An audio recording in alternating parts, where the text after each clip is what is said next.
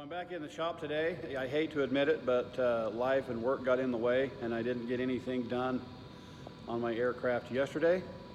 But I am going to get started on and hopefully complete a oil modification project in my eccentric shaft for my Mazda 13B aircraft motor. I'll go ahead and explain to you what that is there's two jets in the eccentric shaft that spray oil into and onto the rotor. And from the factory, for factory normal everyday stock use, they're probably acceptable, but from what I've read, if you're running any kind of high performance, it's better to enlarge those, let a little more oil flow out. But basically behind each one of them is a ball bearing and a spring setup that restricts and controls the flow of oil through the jet and into the rotor. I've thought a while whether I was going to do this modification or not, and I decided that, you know, it's an aircraft motor. The more oil, the better lubrication, and the better cooling. So I am going to go ahead and do that. I'll get things out and ready. We'll see you in a minute. So here's my eccentric shaft.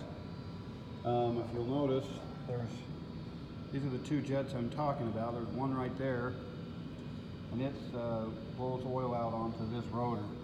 The other one is on the other side right there, which blows oil onto this rotor. As you can see, that one's a little bit scarred up because I tried to pull it out with a screwdriver and it slipped on me, and I've determined there's no possible way I'm getting them out with a screwdriver, so I'm changing tactics. I got out my impact driver with a wide blade tip, and I'm going to give that a go and see if I can get those out. Alright, well, that was the ticket. You can see I got them both out. It was actually pretty easy. I just put some blocks under the side so it stayed stable. One hit with the gun and they came right out.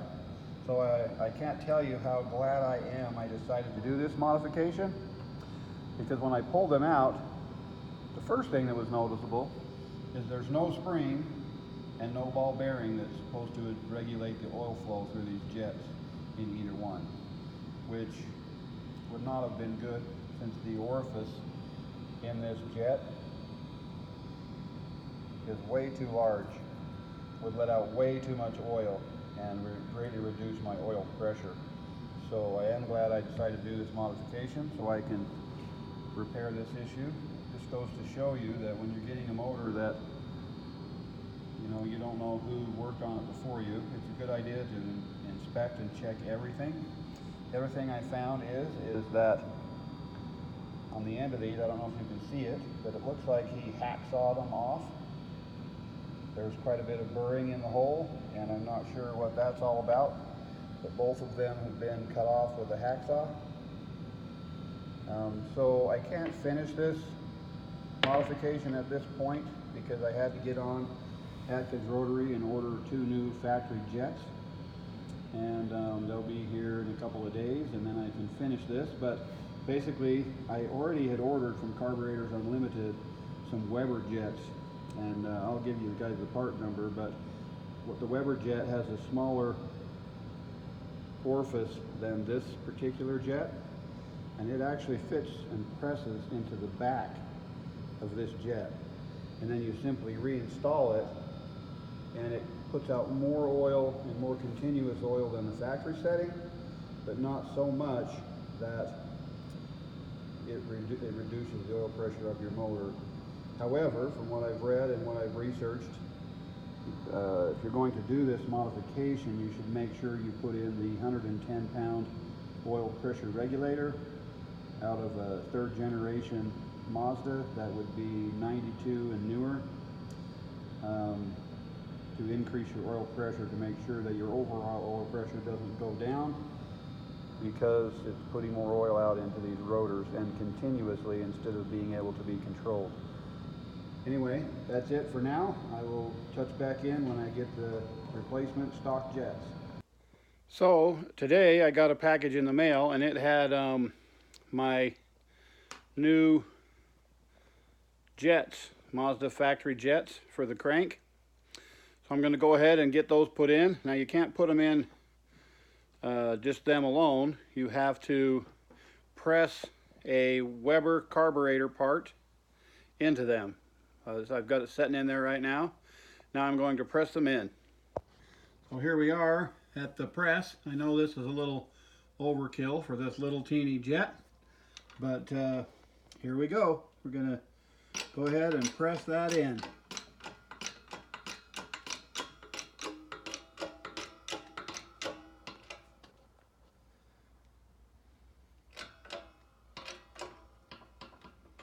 And there it is, all the way bottomed out.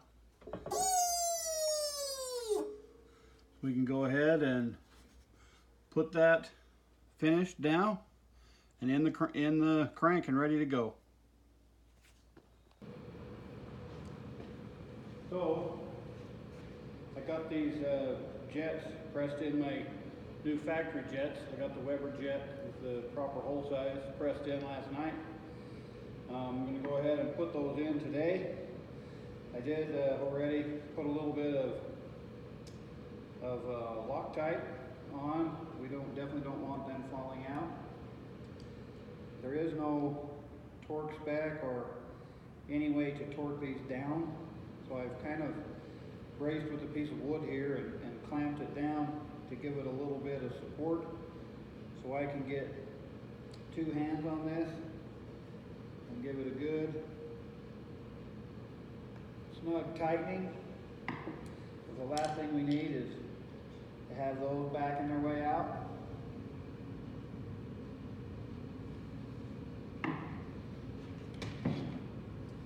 I'll go ahead and roll it the other direction.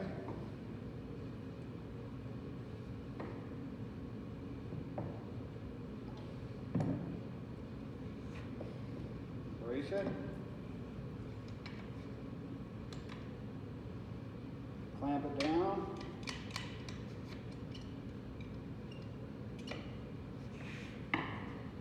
We're going to put the other one in. And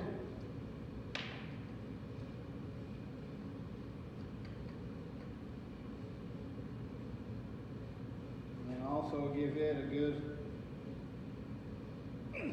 snug just to make sure it's good and tight. And that should do it. So now my eccentric shaft is done. I've got the oil modifications finished,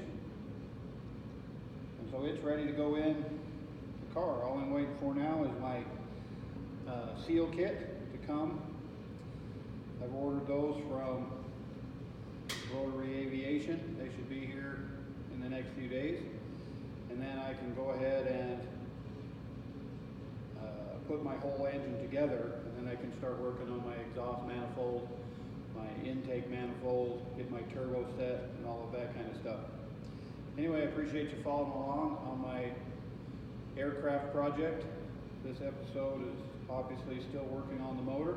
Hoping to have that done by the end of January, and I can be off working on the airframe. So I'd love to have you subscribe and follow along with me on this playlist for my aircraft, and also for my outdoors playlist, which is canyoneering, mountain biking, river rafting, etc.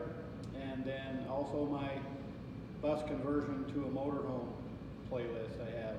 So follow along with me, and love to have your comments and hear your suggestions or any questions also. If I can answer them, I will. We'll catch you next time.